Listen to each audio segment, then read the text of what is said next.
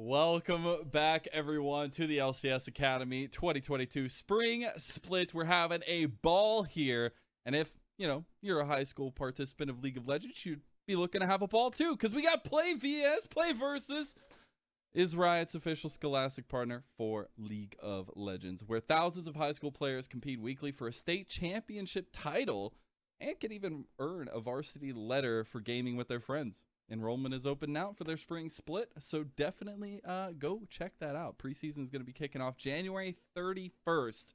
So spread the word at your school and visit www.playvs.com to get your team ready. Now, speaking of getting teams ready, guys, we got our third series of the day. Oh, well, I guess we're bringing up the graphic. There it is. Yep, there's the Play VS graphic. You'll go do that and all that wonderful stuff that we have there. And then we'll hopefully be talking about the games coming up, which is going to be FlyQuest Academy taking on Evil Geniuses Academy. And we're going to have, real quick, just run through the rosters. We're going to go ahead and go to FlyQuest Academy first. Get a little thoughts from the analysts here. Yeah, we'll start by saying that both these teams have kind of been struggling, and so I kind of want to focus on the bright point right now for FlyQuest. I've been really impressed by Philip. He was one of my 5 overperformers of week 1, and for good reason. I feel like he's had a lot of success in his Renekton. As indeed. And now, Magical, your take on the other side of the matchup. We got EGA taking them on. Kaori is looking really good in that bot lane. Kaori and SkyTech, their lane phase is pretty good, and I think that is going to be one thing that they can utilize to try to find success. Though it is against Tomo and Diamond, who are also really good in that bot lane. Kaori is really impressing me thus far. All right, I like it. Well, guys, I believe we are going to get ready for champions left here pretty soon. FlyQuest Academy taking on EGA. Take it on. Alrighty, both teams are struggling at the moment, so we do need to see how they're going to do when facing up against one another, right? We want to see how FlyQuest, EGA are going to really go into this game, what they want to do. I mean, you talked about it great, Josh. Looking at Philip in the top lane, he's been someone that we have to look at. He is a great player in the top lane. It's just they haven't been able to fully utilize the strength that he's been able to carve for himself into wins. Yeah, and I feel like it's also, not just a strength that he has, but also the fact that he is kind of feels like he's almost playing with a chip on his shoulder, right? It seems like he's playing as though he feels like he needs to carry in order to win, which is a little bit surprising to me, right? He's one of the newer players. We have players like Tomo and Diamond who we know have had pretty decent success, and some people have even said, I think they're ready to go back up to LCS, but we haven't necessarily been seeing that nearly as much, and Philip has kind of been the only one who's been consistently building early game advantages. And when we dive into Champion Select for this third series of the day, our first game between them, I want to see how Tomo Diamond are going to face up against Kaori and SkyTech. That's why I wanted to really highlight how EG have been able to play around the spot lane so far, because Tomo Diamond are players that we expect great things from. They're very strong together. They've worked so well with one another. They just need to make sure that they're able to translate that to other lanes and really be able to find these victories.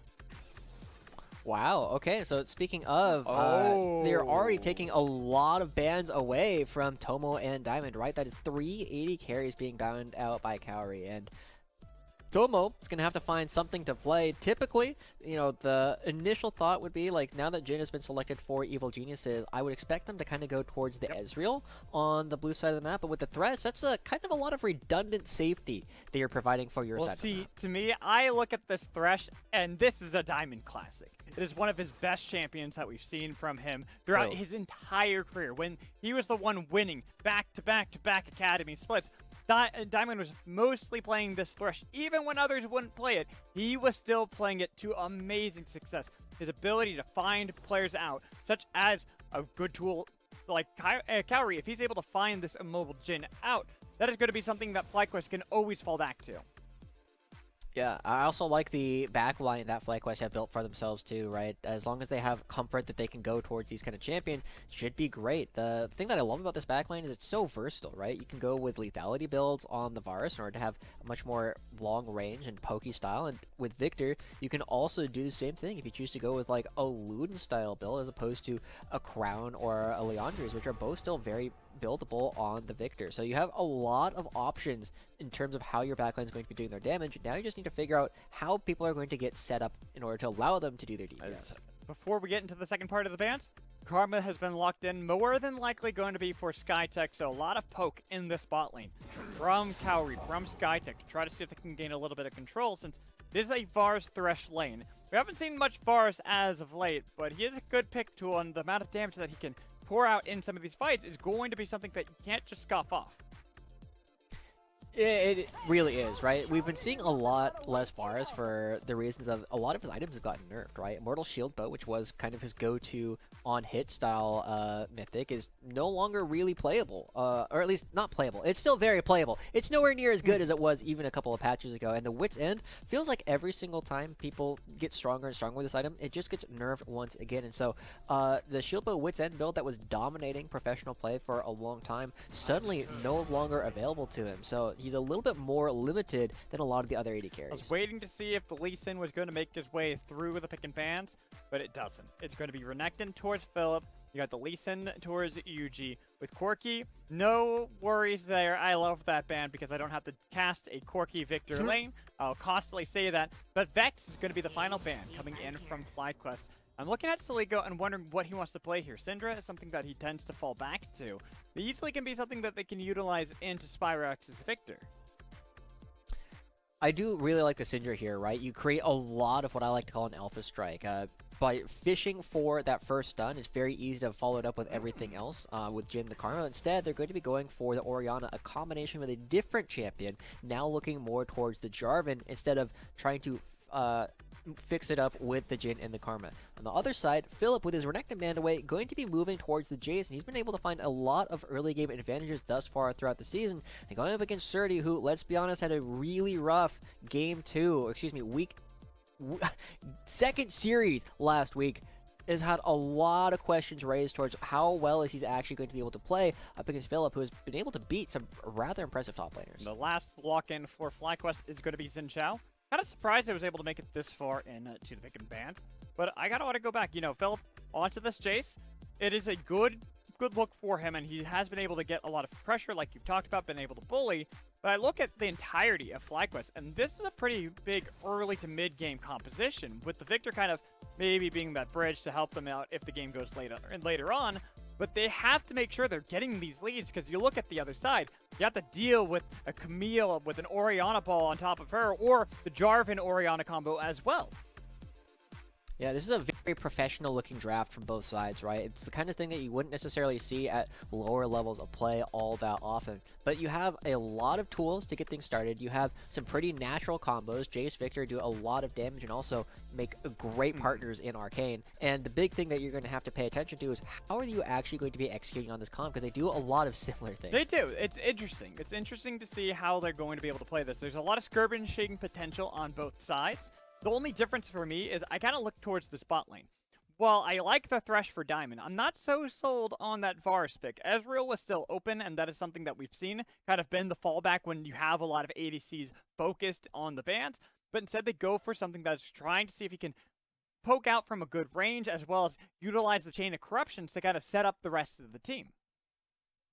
Historically, too, though, you know, even with all the strengths of the Varus, we know that Tomo has been a strong AD carry in the past. He hasn't necessarily been impressing us this far, but he's still got a lot of the season left to go. We're only in week 2, guys. This is not enough time to have concrete opinions about how well they're going to be doing for the rest of the season. I believe that Tomo and Diamond are up to the task, especially against another team that has been struggling so far. So, as we start to get ready for the last series of the day, I gotta ask you, Magical, which team do you think is going to win? See, this is going to be hard, because it really is going to come down to how you perform in the day. Surdy has been struggling in that top lane, while Philip has been succeeding.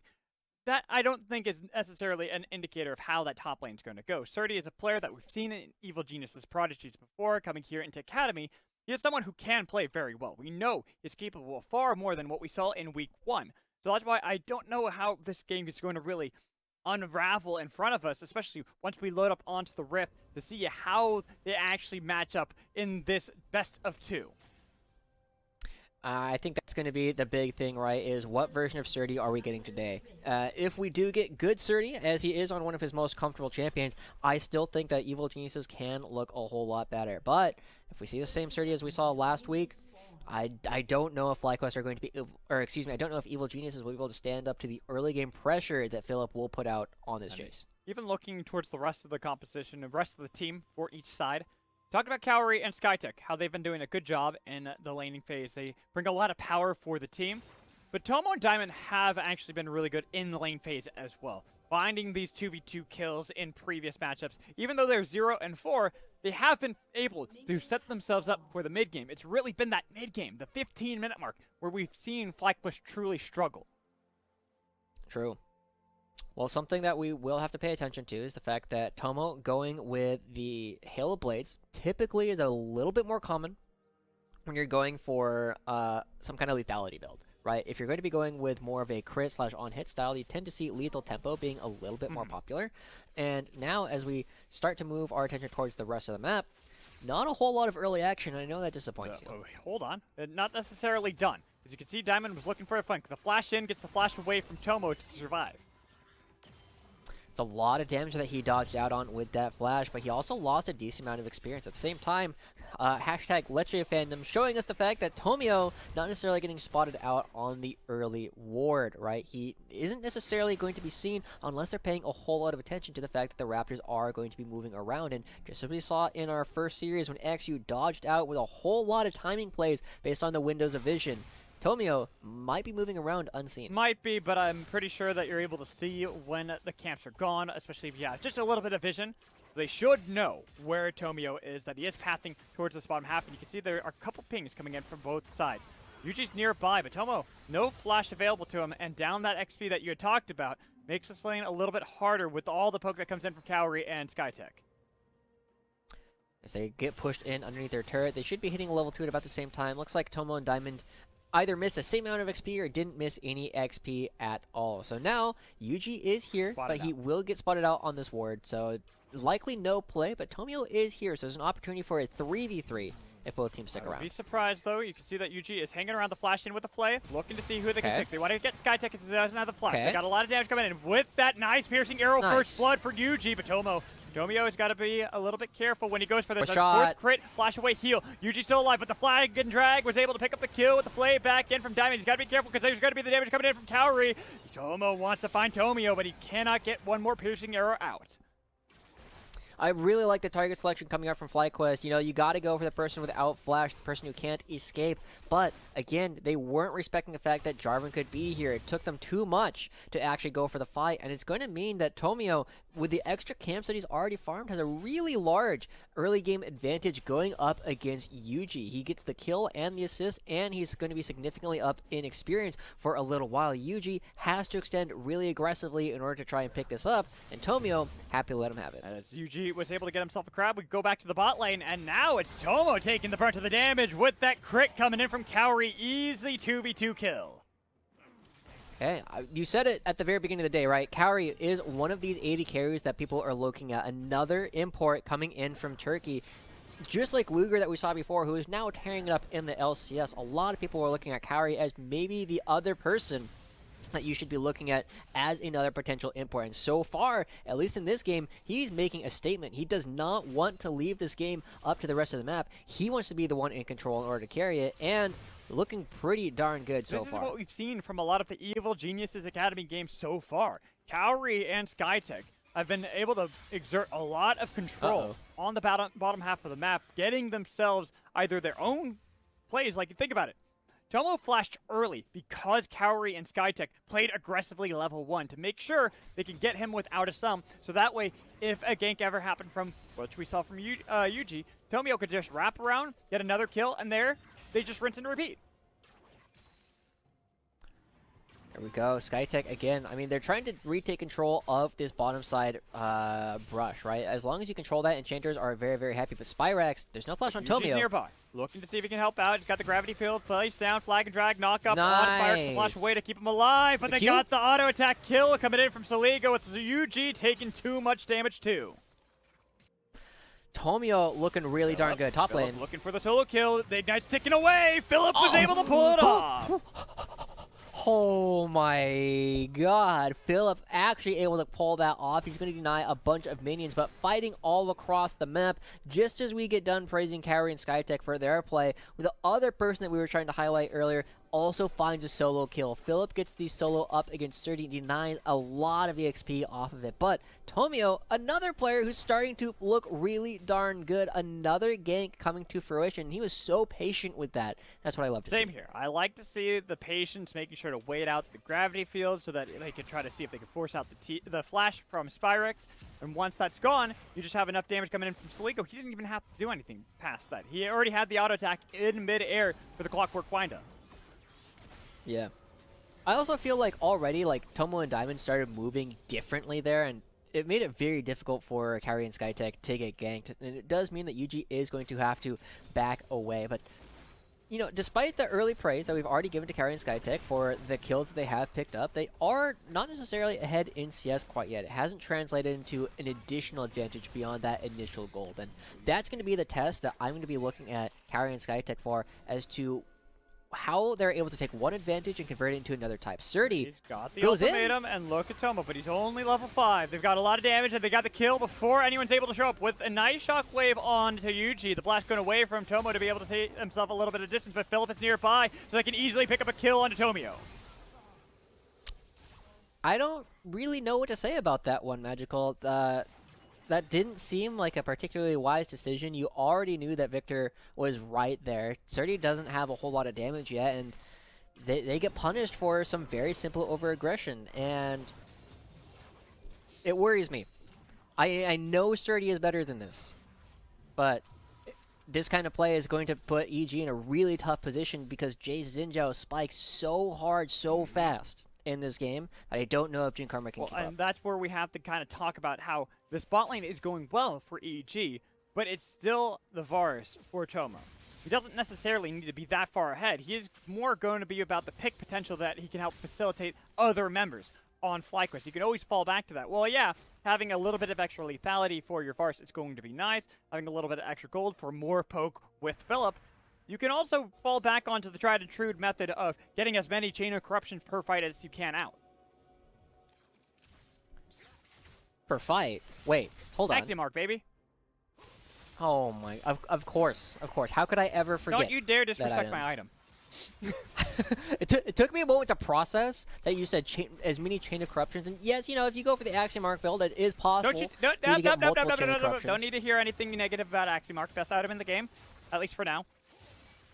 Okay, until they reintroduce Ownwrecker. Surdy now on a better flank than he was And before. the flash might be able to wasn't pick there Philip. for Yuji. Instead, they look for Tomio, but he's going to be able to smite secure the eye. The flash away with the flag and drag too. Skytech next target. They got a lot of damage onto Diamond on the other side. Surdy's not going to be able to get in there because he got knocked up into the air. With Philip taking the brunt of the damage, Shockwave to pull him back in so they can get the shutdown. 2 dead now on the side of FlyQuest. Re-engage from Yuji, but he cannot pull it off. It's a double kill for Surdy. Okay, great team fighting coming out from Evil Geniuses this time around, and they also managed to pick up the eye. It is now in Surdy's inventory, but ultimately, it's starting to go back and forth all over the place, Magical. We're seeing both teams really just willing to handshake on fights, even when they're coming in from a disadvantageous position. Going to the bot lane. A lot of damage coming in on Kaori, but also Tomo. Dodging away from the Curtain Caller. Curtain Caller mostly used to try to help out the wave clear, because look at the minimap. Skytech is really close to being able to help out this bot lane, but you got to be careful because Tomo still has enough damage from Piercing Arrow. Yeah, he still has the W as well. Remember, your W does have an active Varus players. You can press it to get even more execution damage on your next arrow, and it goes out. But he goes wide. Does not connect that Piercing Arrow with the Empowered W. Instead, just goes back to pushing this wave, has Yuji nearby. They're also going to be hovering around this dragon as well. 2,000 gold deficit, or a little more than 1,000 in favor of Evil Geniuses. And Yuji going to be starting this up, going over the wall. Looks like they know, right? Yeah, they definitely know at this point with the rest of FlyQuest bottom lane moving up. They absolutely know this is going through, and a little bit surprised that Evil Geniuses are willing to let this go, but without any ultimates, it's a little bit difficult to go for a I think it's a smart call out of them. They knew the cooldowns weren't on their side. They have to fear the fact that Chain of Corruptions, even without the Axiomark, is on a pretty low cooldown, even at level 1. You already know that Chaos Storm's there. You got the Crescent Strike you have to deal with. There's a lot of tools that were there for FlyQuest that hadn't been used in the previous fight. Oh, Surdy another finds the ultimate. ultimatum laid down, but Phil, this time around, not looking like he's in as good of a position. The flash away to be able to survive. Not going to get that shock blast, but the flash is all that Surdy really wanted. All right, good play coming up from Surdy. He fixed his first play and now is starting to take control of this map once again. And this is a matchup that will eventually become very difficult for Philip to really play, and he will have to shift over to that pokey style of Jace in order to move around with the rest of the team. And Surdy making it happen this early is turning around some of the predictions I had, where I was worried that Surdy's play was going to hurt Evil Geniuses, and now looks like he's in a position where he could potentially take over Got the a game. little dicey, but that team fight that he was a part of really has helped him out. Getting the 2 kills, getting close to finishing off his mythic item, getting the Triforce. It's looking a lot better out of Surdy. This is more the Surdy that we're used to seeing from last year. This is the kind of what we want to see continue out of him, especially when you're playing up against someone like Philip, who's so far in this season been someone that you have had to look at when you look at FlyQuest and a point of power that they've been able to utilize. Absolutely. So, now, the Rift Herald still in Surdy's possession. The teleport will be unleashed after that, but A lot lots of damage, but Damit's going to be able to body block the curtain call. There's not really that much damage sticking to Tomo. Just wave clear for days, not really wanting to interact too much against Cowrie's Jhin. But that's going to be the big problem for the side of FlyQuest. We've kind of talked about how we look at their composition. You know, Jace, you got Varus as well. That's a lot of good poke that they have on their side, but they do want to make sure they're getting these early leads, and they're still down 1,500 gold to that at EG, where they might have a similar kind of style to that of FlyQuest, but I'd argue that they have a little bit better setup when it comes to this mid game. The setup is all important, right? Just the ability to choose what fights you actually take can really make... Yep. Oh my gosh, Tomo taking a lot of damage there. That's some of the setup that we're talking about, right? Actually getting fights started when you want them to. Yuji hovering around but not really able to go for anything. And Yuji's one of these players that I kind of want to look at a little bit more. He's highly praised by a lot of other people in the scene, but he hasn't necessarily shown us what he can do translating from solo queue to actually going to a 5s environment. And then on the flip side, it's like you're going up against Tomio, someone who has been able to have a lot of good plays, a lot of good pressure. Even here, where Saliga had to flash, and so did he, to make sure that they could survive. We've seen that Tomio has had a lot more of this pressure that he's able to utilize. He's 1-1-5 so far. Gore Drinker completed on Jarvan, and he is looking for these fights when possible. Yeah. Tomio is one of the junglers that we kind of uttered in the same breath as Rosethorn a lot of the time last year. And I didn't get to see how it happened, but I heard that CLG won one of their games with a Cassian pentakill on it. Not just one of their games. Oh, they won both. It was, I made sure to check that out to see how it's going. And I was expecting to see, you know, on the thing it would be a 1-1 at most, but it was a 2-0 for CLG.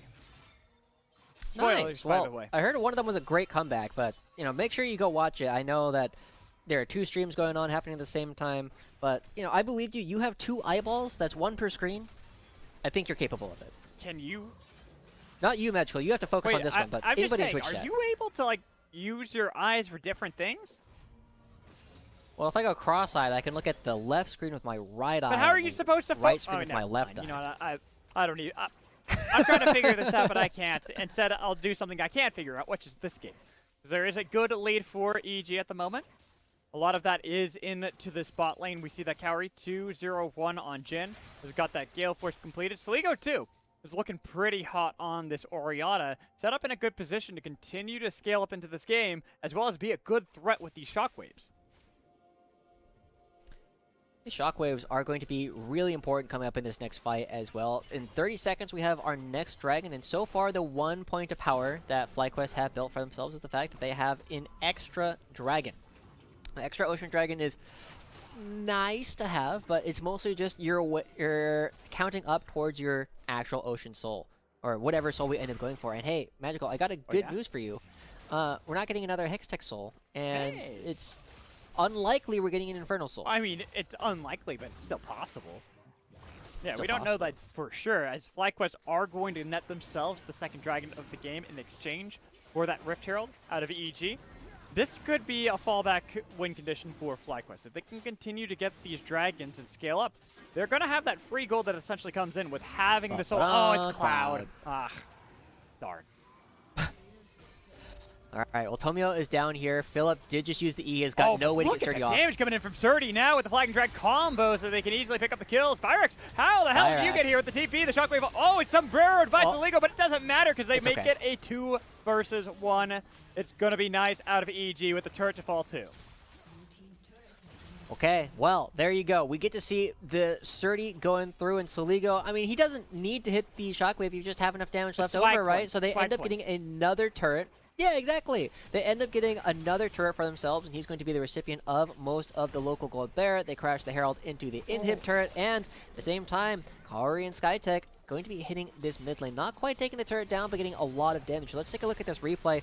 Once Philip has thrown out the Thundering Blow, there's not a lot left for him to actually do in order to deal with Camille jumping on top of him. And then, you know, the teleport coming in from Spyrax, even with the missed shockwave, just goes down far too quickly. So Evil Geniuses snowballing through the top side, looking to create a way to contest for all of these upcoming Plus the dragons. fact that Spyrex had flashed to make sure they can secure the kill allowed a pretty easy Cataclysm out of Tomio, Saligo combo afterwards. I think what had happened was Saligo just was slightly out of range when he put the ball on top of Tomio, so it snapped back to him, so he sombreroed it.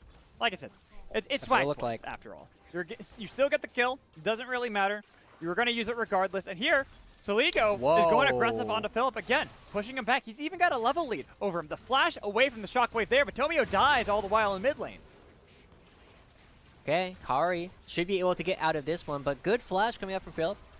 Probably would have died if he ended up getting caught by that, but it is very, very tough to see where everybody is going to be going while you're fighting for your life. So Spyrex going to be picking up this top lane turret. I think it's getting matched by Surdy on the opposite side, so the gold lead should end up remaining about even. Phillip. Oh, it's not. Surdy not going to get Nicely done out of Philip, making sure to keep the tower alive. You also saw on the minimap that the side of FlyQuest were already rotating down just in case Surdy fully committed to getting the turret. This allowed a lot of time for Spyrex to push top lane. Doesn't have TP, but it doesn't really matter because they knew Tomio was dead. There wasn't the possibility of him getting flanked. You don't want to get flanked. It's always the worst thing to happen in League of Legends, other than like actually dying from the flank. But at that point, it doesn't really matter like being the how. flanker. Yes. Being the flanky is not as fun. No. Unless it's flank steak. I can't eat steak, so It's a lot more fun. Okay, Tomio Tomio goes flash in. away though from Tomo. Stays alive. Good flash. Current goal's available, but no need to use it. You've already gotten the flash out of Tomo. You can set up, not really that much actually. Looking at the mini-map, there's not really much to play for just yet. The Shock Blast only doing a little bit of damage from Philip at this moment. There's armor coming out on Surdy. The Death Dance going to be the second item, kind of taking over in a lot of people's minds for the Sterix, just because against a lot of physical damage like FlyQuest have built for themselves, the extra armor gives you a lot more effective HP than the Sterix would. But the big thing is you gotta get those kills in order to make the extra HP and the reset that the Death Dance gives you be worth more than the Sterix shield. And Surdy, with his current strength, should be very confident that he can At get least that. at the moment. The big thing is you look at the inventories that have been built up by FlyQuest. Double up on the Eclipse for Philip and Tomo. Once they get some more items completed for themselves, that's when this armor pen's going to start to come through and make it a little bit easier for them to actually really chunk out Surdy. And the nice thing about the Eclipse, too, is it gives a couple of extra points of armor penetration every time you build up another item. So eventually, you know, the armor that Surdy has will be significantly shredded. At the same time, though, the one thing that we gotta kind of turn our eyes back towards was, remember when Tomio jumped on Tomo and, you know, Tomo went to flash? I remember. The Cataclysm is going to be up for this dragon, and the flash is not. And that makes it very, very dangerous for Tomo to walk up and be in range of Tomio ever. And unfortunately for Tomo, as we identified earlier, there's a lot more setup on the side of Evil Geniuses for these fights than FlyQuest has. And so it becomes very difficult for Tomo to walk anywhere near this upcoming dragon. EG, of every member here, committed to make sure they get that tier 1, but it's barely held alive by FlyQuest. Making sure they can retain that, but it's just a reset of minions. Needs one more auto attack from Kaori, and they easily can topple one more structure. Middle turret goes down, and we also got to see the Chain of Corruptions go out in Tomio. Doesn't really care. You can still go for the flag and drag even while you are rooted. So FlyQuest hovering over towards the top side, kind of making Evil Geniuses think that FlyQuest were going to be going for the Baron. I don't think it's a really credible threat, but this is going to be a mantra to E and W coming in from the side of SkyTech so they can pick up a kill onto Philip. UG's on the other side, but they're looking to see if they can re-engage. Here goes Surdy. The FLYA was able to knock back Surdy, so he could not re-engage, but all that matters is they got the kill onto Philip. I respect the idea. I respect the idea coming out from Surdy, trying to weigh out the FLYA. Unfortunately, just a little bit too close.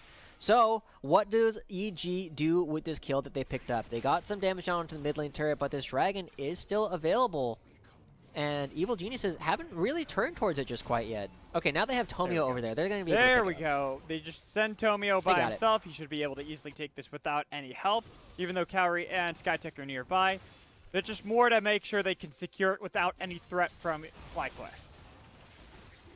Okay, so now that they've gotten this dragon, that's at least an additional 5 minutes before FlyQuest are able to pick up any kind of soul. And the Cloud Soul, nice to have, as always, but again, the big problem is between Jarvan and Camille, there's a lot of lockdown and effective terrain created where you can't always leave. So movement speed only does you so much good in these upcoming fights, whereas Evil Geniuses, the extra movement speed to get on top of their opponents, going to be very, very valuable in their ability to continue. Yeah, I'm not even thinking about the soul. I don't even think that matters for either of these teams. It's more about the cooldown reduction you get on those ults. When I'm looking at EG especially, you already talked about Tomio. The fact that that Cataclysm is pretty much up instantly. Well, you got a couple more of those dragons. I talked about the Axiom arc for Tomo. Well, who needs it when you have 4 Cloud Dragons?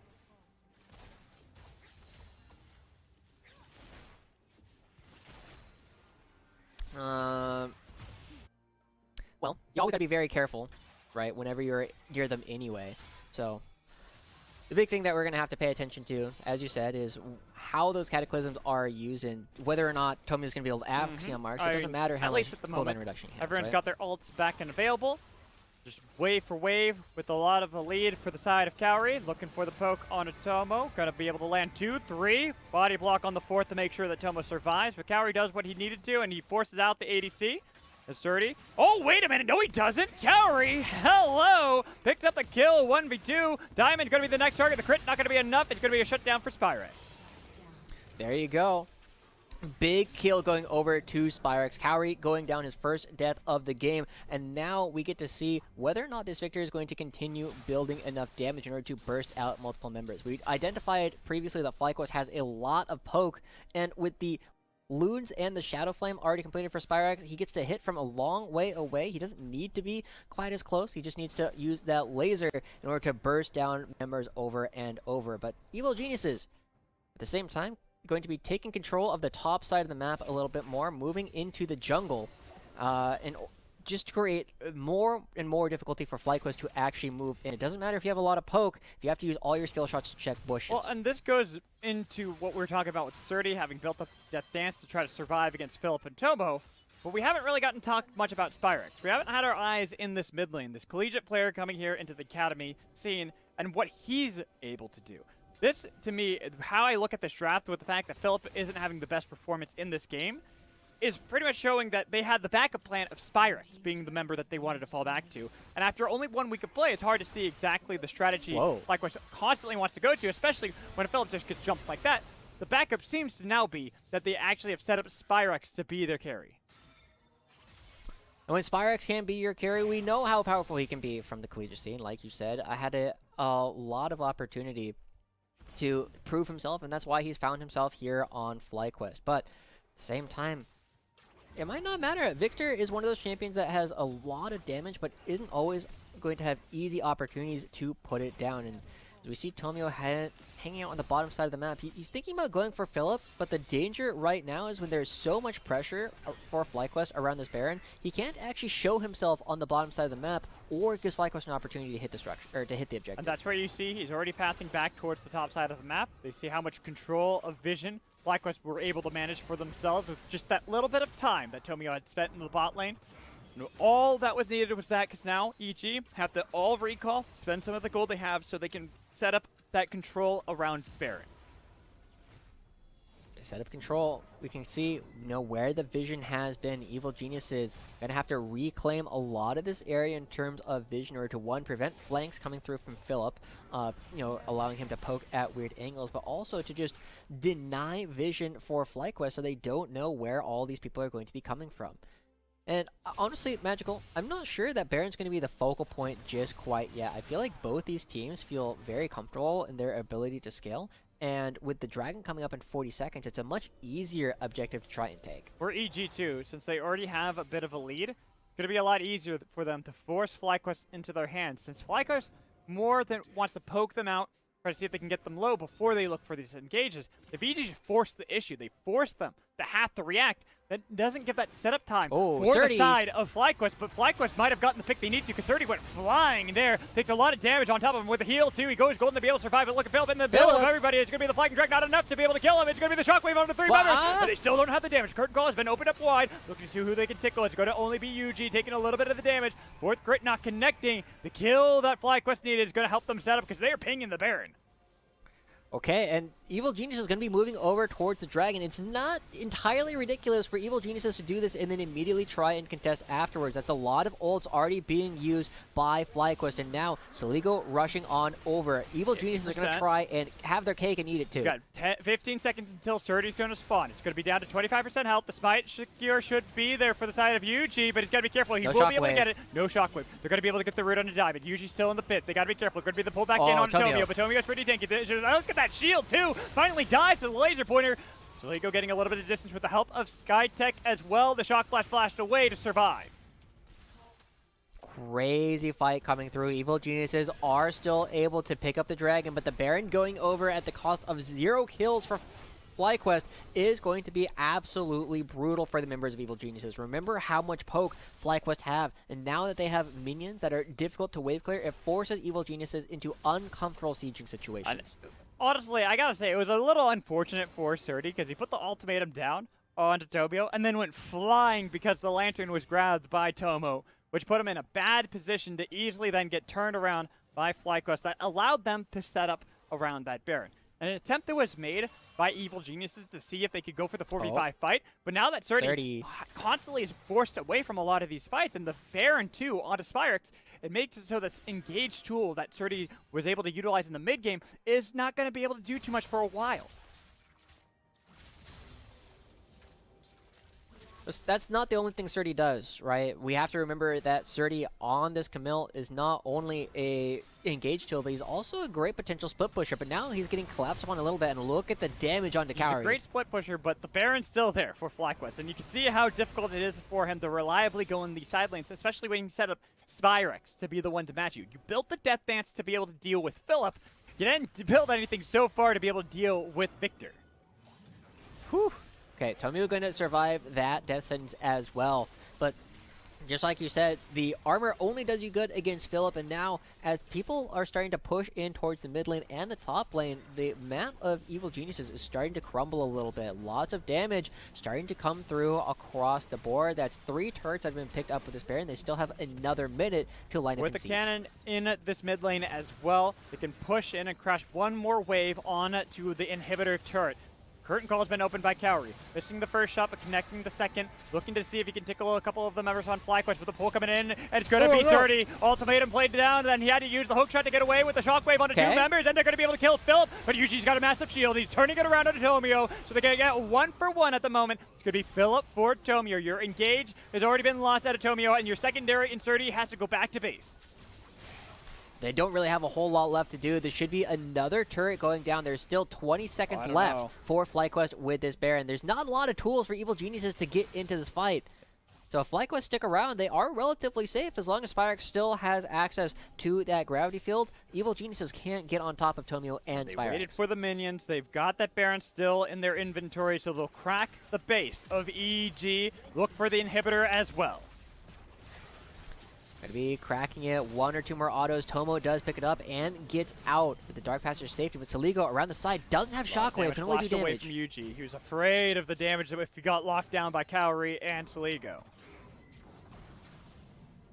So there you have it, Alex. Everybody's going to be backing away, but that is 3-4 turrets going down for FlyQuest and picking up Evil Genius's inhibitor. So the gold still relatively even, but the map control suddenly shifting really heavily. And remember a long time ago when the top lane inhibitor turret went down for Evil Geniuses, they haven't been able to return. No. They haven't been able to go back and pressure that just because it is so difficult for them to actually move in because they haven't necessarily had the vision control to move onto their opponent's side of the map. And this is what we were talking about before. With EG, they have good setup if they force the fights, if they make sure they're not letting FlyQuest set up at all.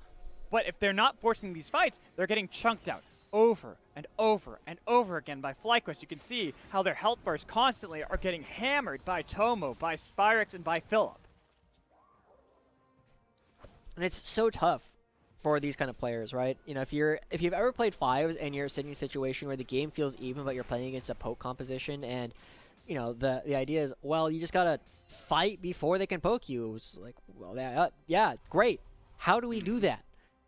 If not everybody's on the same page with actually going for this fight, it is very, very difficult for teams to actually create situations where they just have a go button that they can instantly pull. We've seen Evil Geniuses try. And unfortunately, every single time, it's giving FlyQuest enough time to back away where Kaori and Soligo can't keep right up. There, Kaori goes on to Tomo, but he has to go golden because he was afraid of the damage that could come in when he got locked down.